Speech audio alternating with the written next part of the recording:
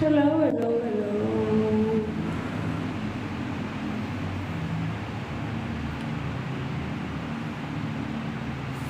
I'm here.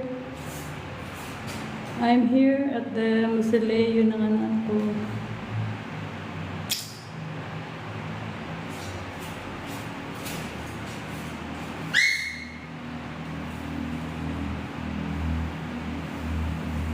Ten months na siya. 10 months na siyang wala sa akin. Hi na.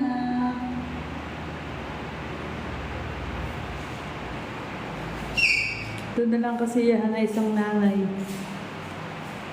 Ang madalaw ang kanyang anak.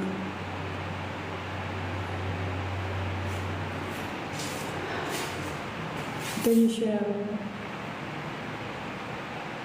Diba? Ang ganda niya.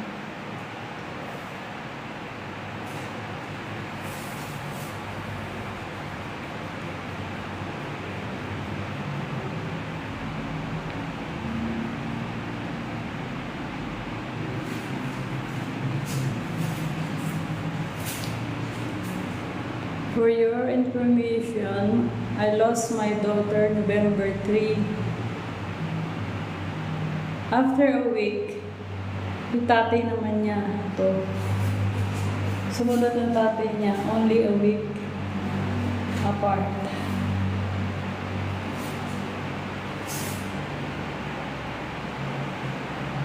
May sakit ang tatay niya, pinapagamot nila ng ate niya. Pero ang nangyari, nauna pa yung anak ko. Kaya yung tatay, hindi na nalaan na nawala yung anak niya.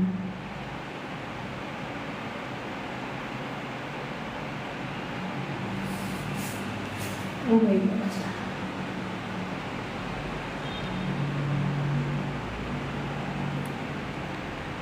Hello, babe. Hello, Bess. I miss you.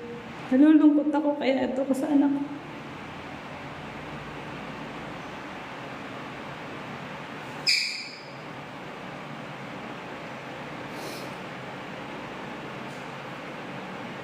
Kasi kagabi, before I sleep, bigla ako naalala, magbe-birthday na ako. Sabi ko, hindi na niya ako magbabate. Yung palang last greeting niya sa akin noong October, yun na pala ang last. Kaya ako naiyak. Tapos nakatulog ako, parang humihimila sa ulo ko. Sabi niya, happy birthday, Mommy. Nagising ako kaya ako, umiyak ako na umiyak.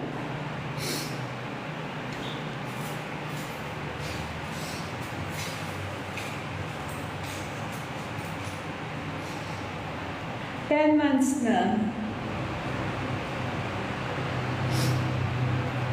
Yung accepted mo na nawala siya, pero ang masakit pala yung isipin mo na hindi mo na siya makikita kahit kailan. That's the sad fact. Sana huwag mo maranasan.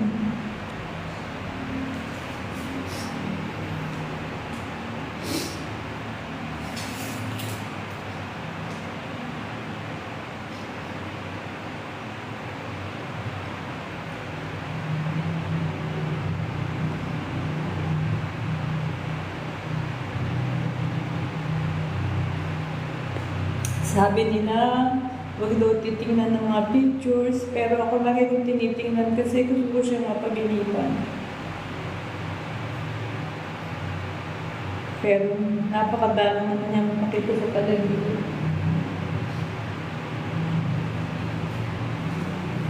Ay na.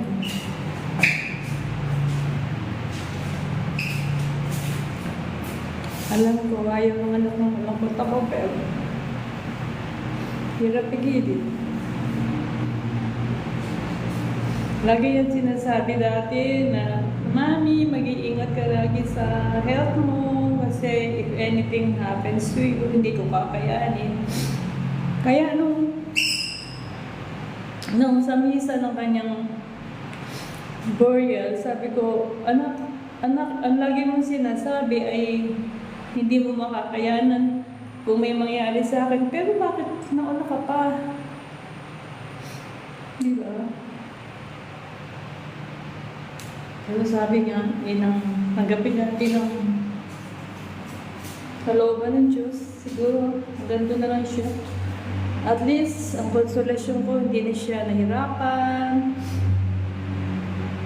Pag iniisip ko yung mga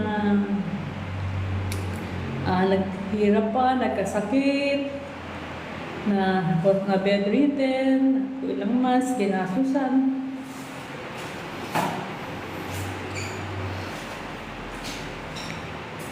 Yun nga lang, nawala siya ng, hindi ko man na siya nadamayan sa last moments niya. Niisip ko siguro habang naghihirap siya, naalala niya yung mami niya, mga anak niya, mga kapatid niya.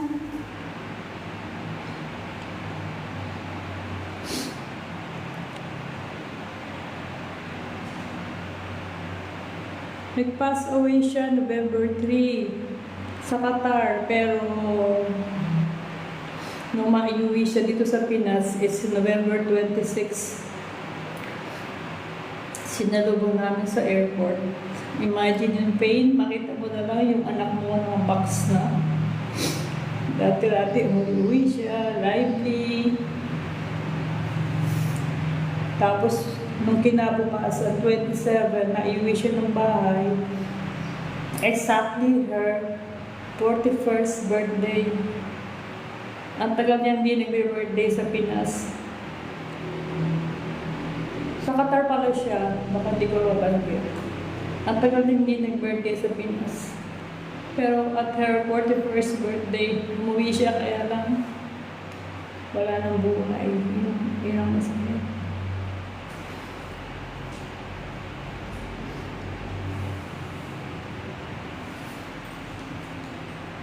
Pero dahil sa mga nagmamahal sa akin, ako'y lumalaban. Siguro kung nag-iisa ka lang sa buhay, walang maramay. Ang mga kaibigan ko, first day pa lang, nung mabalitaan na, dyan na kita. Pinuntahan ako sa bahay. Ako kasi hindi tumatayo, kahigaan. Siyempre, nung dumating sila, pinatawa ako. At very happy naman yung daughter ko, yung honey ko. Sabi niya, uy, salamat sa inyo kasi simula nung mawala si Joy, si Mami, nakalimutan na ang tumawa.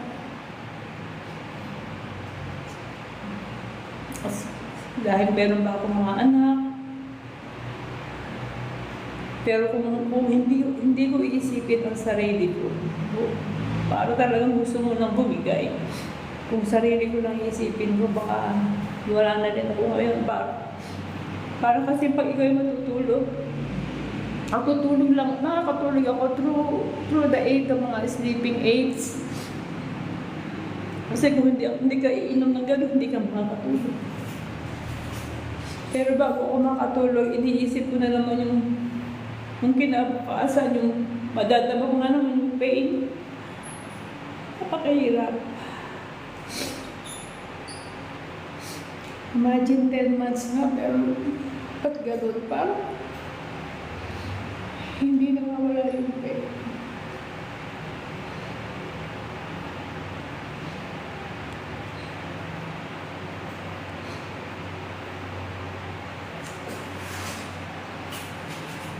So, yan na. Ay, sorry. Hindi ko mapigan mo lang.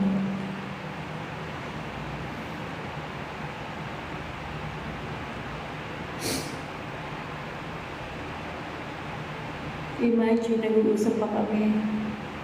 The other day, bago siya nawala. Marami pa siyang plans. Marami pa siyang dreams. Pero gano'n na lang. Ayun. Well, I'm just sharing this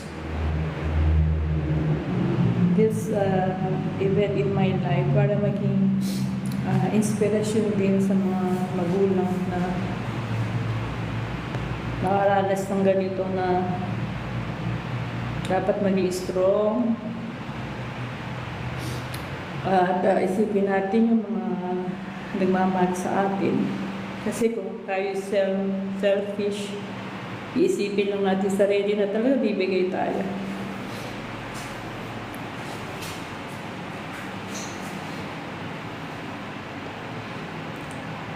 I never imagine na mangyayari sa akin to, pero nangyari. Paggabi, nag-alay ang mas ang anak ko sa misa, nung binanggit yung para sa kaluluwa ni Joanna Lee, bigla na namang ano sa isip mo na kaluluwa na lang ba talaga yung anak ko, pero 10 months na. Tutulo na naman ang luha mo. Parang hirap talaga mag-sink in. Nawala na siya. Yun lang.